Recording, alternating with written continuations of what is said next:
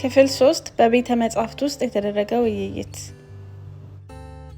ልዑል ቶማስና ልዕልት አይናለም አብረው ከእራት አዳራሽ ወጡና በረጅም ኮሪደሮች ውስጥ መጓዝ ጀመሩ። የቤተ መንግስቱ ጸጥታ በዙሪያቸው ሰፍኗል።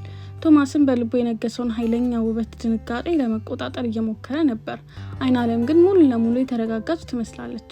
ልዑል ቶማስ አለች አይናለም፣ የእራት ግብዣው አስደሳች ነበር። ከሀገር ጉዳይ ይልቅ ስለ ግጥምና ስለ ጥበብ መወያየት መጀመራችን ደስ ያሰኝቶኛል።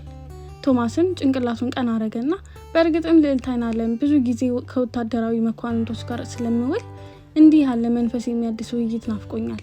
እኔ የጦር ስልቶችን የፈረስ ግልቢያ ጠንቅቄ ያውቃለሁ፣ እናንተ ግን ብዙ ታውቃላችሁ አለ ልዑል ቶማስ።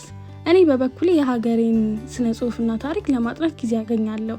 ነገር ግን ጀግንነትን የሚጠይቁ ስራዎችንና የምታደራዎችን ከኔ እውቀት ውጪ ናቸው። እያንዳንዱ ሰዎች የተሰጠውን ያበረክታል አለች በጨዋነት። ቶማስም በልዕልቲቱ ትህትናና ብልህነት በጣም ተማረከ።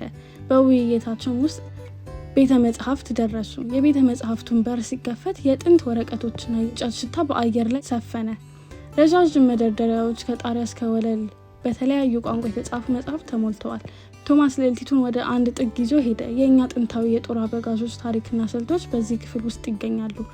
የአባቴ ጦር አዛዦች እነዚህ መጽሐፍትን ሳይመረምሩ ወደ ጦር ሜዳ አይሄዱም።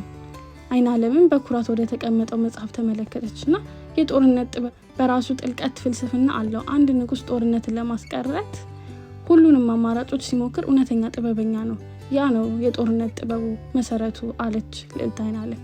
ልዕልት አይናለም አለ ቶማስ፣ እንደዚህ ከሆነ እኔ የጦር ስልቶችን ብቻ ሳይሆን ሰላምን የምንጠብቅበትን መንገድ መማር እንዳለብኝ ታስቢያለሽ ማለት ነው አላት።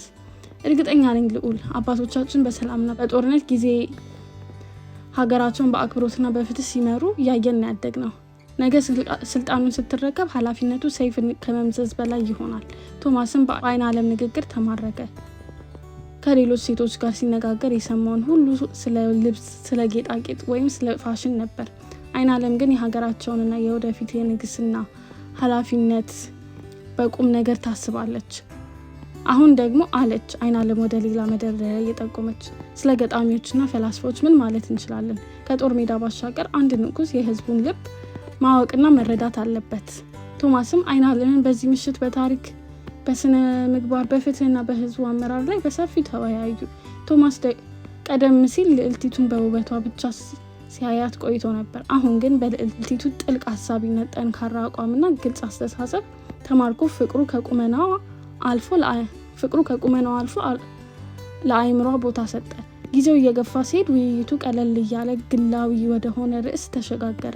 ልዑል ቶማስ አለች አይናለም በትንሹ ፈገግ ብላ፣ ፈረስ ግልቢያ የለመድክ ሰው በቤተ መጻሕፍት ውስጥ ብዙ ሰዓት ማሳለፍ አይሰለችህም አለችው። ቶማስም በቅጽበት አይኖቿን ተመለከተና አይናለም፣ ዛሬ ማታ ካንቺ ጋር መቆየቴ ከብዙ ፈረስ ግልቢያ የበለጠ ደስታ ሰጥቶኛል። ባንቺ እዚህ በቤተ መጻሕፍት ውስጥ አዲስ ዓለም አግኝቻለሁ አላት። ልዕልቲቱ ፊቷን ወደ መጽሐፎቹ አዞረች። ቶማስ ግን እውነተኛ ስሜቱን ለመግለጽ ጊዜው እንደደረሰ ተሰማ። አይናለም፣ አንቺን ሳይሽ ለመጀመሪያ ጊዜ ልቤ የተሰማውን ነገር ከዚህ በፊት ተሰምቶኝ አያውቅም። እኔ የምመራው ዓለምና አንቺ የምትመሪው ዓለም የጋራ እንዲሆን እፈልጋለሁ አላት። ክፍል 4 ይቀጥላል።